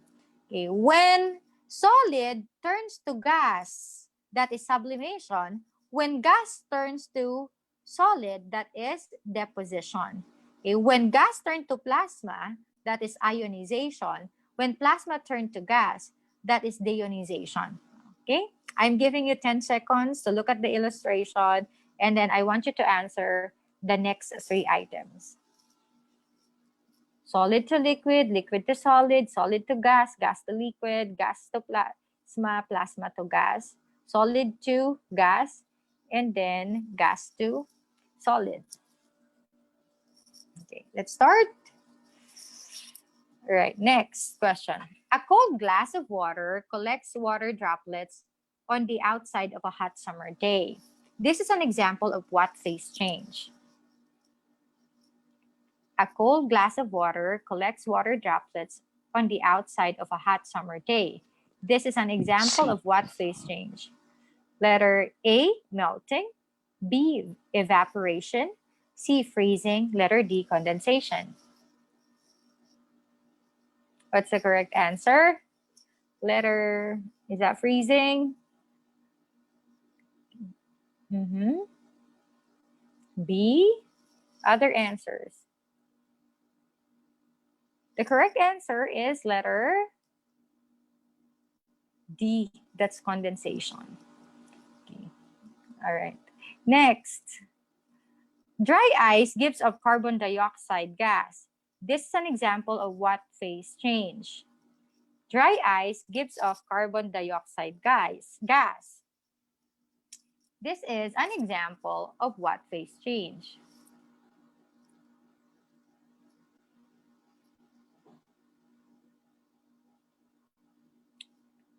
Correct answer is dry ice. That's solid.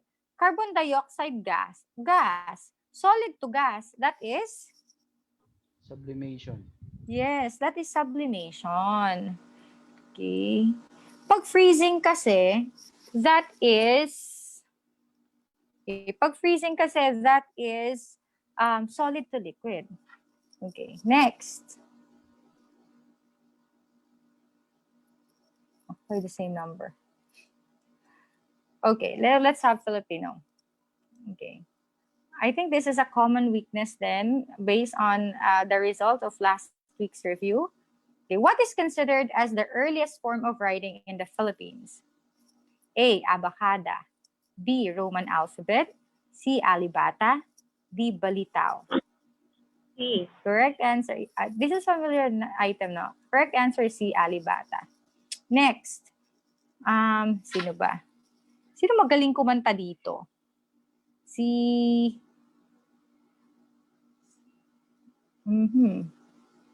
Sol. Sol, please read the question. Pakikanta nga, please. Sol. Yes, Sol. Eto na. Heto na. Heto na. Wah! Dubi-dubi-du. Dubi-du-du. Dubi-dubi-du. Thank you Alin ang very nabuong much, Sol. salita o tunog sa linya na nabuo? Ayos sa pupo. Ano daw ang salitang nabuo? Okay, if we will consider yung teoryang pupu. A, yung, paano na yun ulit, Sol? Okay. Wa? Heto na. Heto na. Heto na. Wah! Ayun daw, A. Dubi-dubi-du. Okay na. Okay na. Okay, B, heto. C, na. D, dubidu. What's the correct answer? This is a question not only applicable for the Filipino subject, it is also applicable in English because the same theory of language is discussed in linguistics. Okay, that's the correct answer. Yung kinanta ng magaling, hindi, I'm sorry, mali yan. Okay, mali. Ang sagot dyan ay wa. Okay, namali lang yung animation. Correct answer is wa. Why? Let's discuss these different theories of language. Okay? Bakit wa pertaining to pupu? Let's discuss pupu theory. So, according to this theory of language, okay, it's based on the evidence that speech aroused through people making instinctive sounds. So, when a person reacts to something, the person creates a sound. So, that's how they started that's how they explained the start of language discovery or formation. So first, we just respond to certain things around us and then we make instinctive sounds. Kaya nga yung nagulat, heto na, tas biglang wa. Okay, so that is pertaining to the pupu theory. But what about bow-wow theory?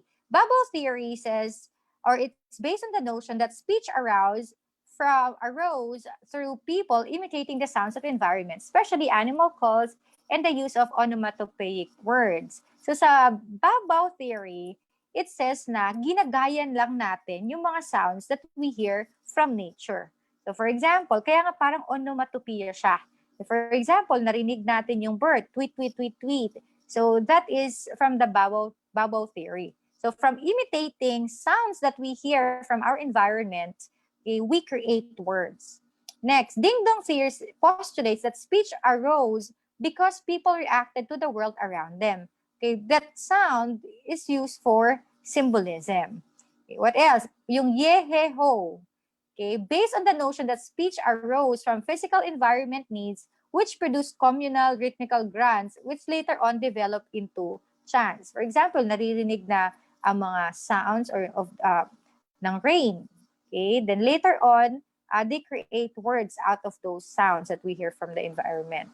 The Lala theory provides that if any single factor was responsible to initiate human language, it would be romantic side of human life. So it's more of later on, language is developed because of expression of emotions among humans. So that's it. Yun yung pupu theory. But usually, tinatanong din yan sa linguistics. Alright, next. Blank, taong masipag sa loob ng bulwagan, which is correct. May, A, B, mayroong, C, pareho, pwedeng gamitin, A and B, or C, D, wala ang sagot sa mga pagpipilian. Blank, taong masipag sa loob ng bulwagan. Okay. A, B, C, or D. What's your answer?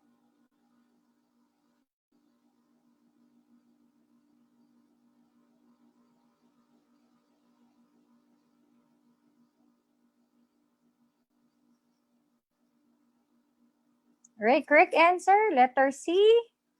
Actually, the correct answer is letter A, may. Okay, let's discuss. When do we use may at mayroon? Okay, ginagamit ang may kapag ang sinusundan ay pangalan. Whether, usually pangalan pambala na. For example, may pera sa basura. May, yung pera, it's pangalan pambala na. Meaning, common noun. Pag pangalan pantangi kasi, proper noun yon.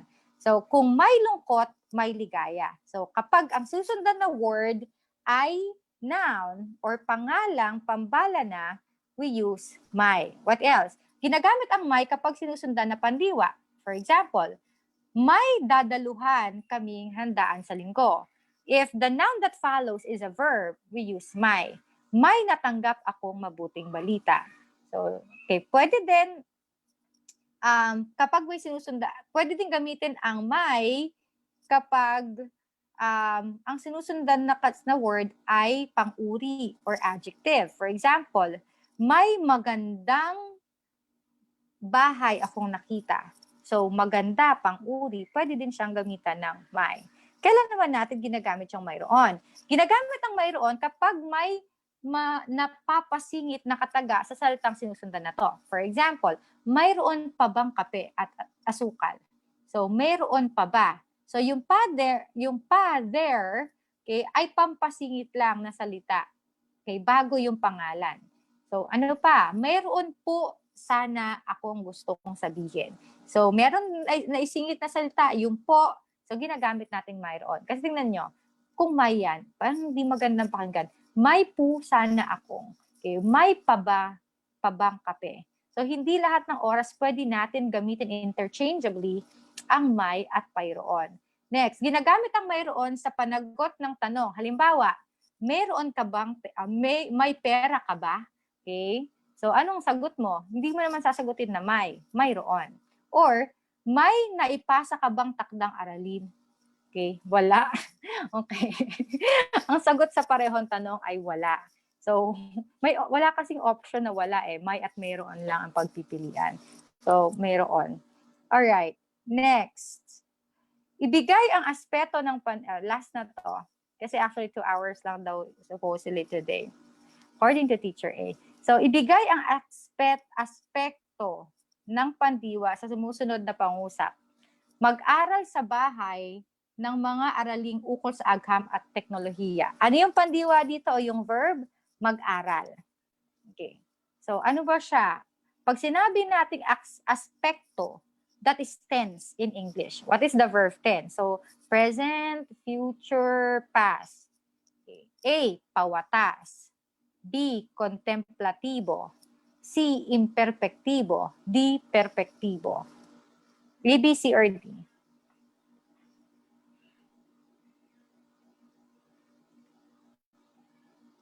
Okay, correct answer is pawatas. Ano ba yung pawatas?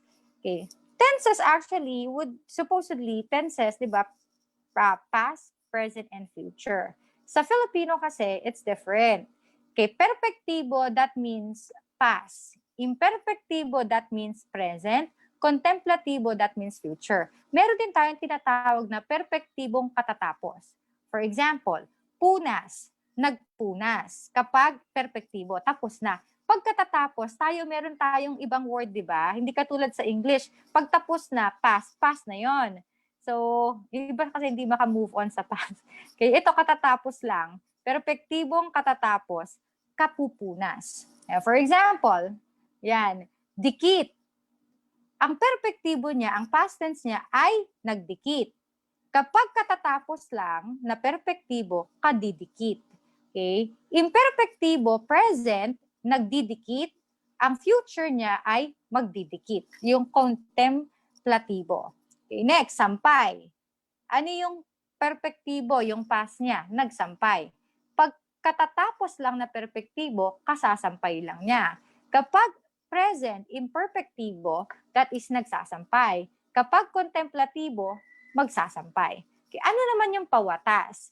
Ang pawatas naman, kasi sa English, walang ganito na equivalent. Ang pawatas is actually when we use verbs to give a command para mag-utos. Okay? Ito, ang tanong siya, mag-aral. Pag sinabing mag-aral sa bahay ng mga araling ukol sa agham at teknolohiya, nagbibigay ka ng command or nag-uutos ka. So, pawatas yon. Okay? So, yun yung difference ng Filipino from English language. Okay, that's just one difference when it comes to verb tenses or aspekto ng pandiwa. Okay. While I was choosing items for this week's review, I really had a hard time. Teacher A said, do it in 2 hours.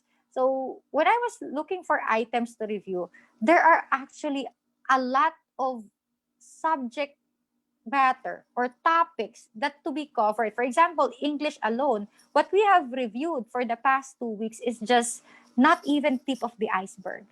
Apakadami ko pang, if I have to teach this sentence error, subject-verb agreement is just one of the many areas of looking for sentence error. Ang dami pa, prepositions, okay, we also have pronouns. I wish I could discuss all of them in one day, but one day or 20, even 24 hours would not suffice or would not be enough. The same thing with science, and anything goes. And even Filipino, it's our national language, but still there is so much to learn and so much to review, because those lessons have been taught to us when we were, oh, yes, totoo. Ako din eh. Okay. There are so many lessons that were taught to us in basic education, and reviewing them again, okay, is such an arduous task. Okay? Really take the extension or the postponement as a blessing in disguise. Blessing in disguise, in the sense na, first, you won't risk your health, your physical safety. Okay? And that's the same concern naman din of the government, surely, for postponing the exam. And I want you to take it as an opportunity to have longer time to study, because 2 months, 3 months of preparation is not enough for reviewing, because these things that we are reviewing are lessons that we have been studying since we started schooling. Since grade school, pinag-aaralan natin, and we are trying to recap everything. So take the postponement of the exam as an opportunity for you to reach a certain level of mastery. Yes, science is far more challenging as well, because in science, anything under the sun could be asked. Okay? Imagine all the scientific knowledge and discoveries that can be source of questions. At least in English, when that's why I spend time reviewing subject-verb agreement.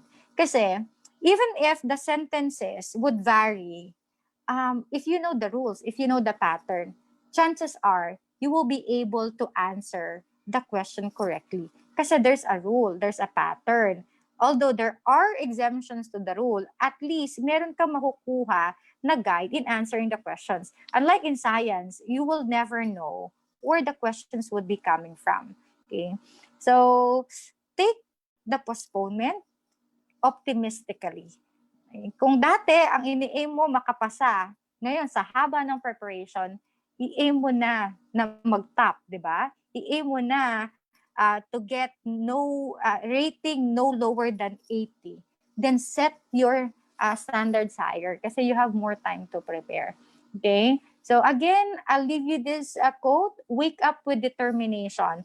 I know it somehow hurts your momentum. It drops your momentum because again, it's postponed for the second time na delay.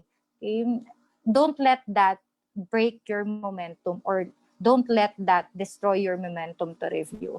Okay, still wake up with determination so that at the end of the day, kahit gaano katagal pa yung journey of reviewing, you will go to bed with satisfaction. So thank you very much again for the time that you have spent in reviewing. Thank you very much, Teacher A, for having me again. And sorry again for the technical problem during the start of the review. Goodbye, everybody. Stay safe and God bless you. Thank you po. Okay, thank you.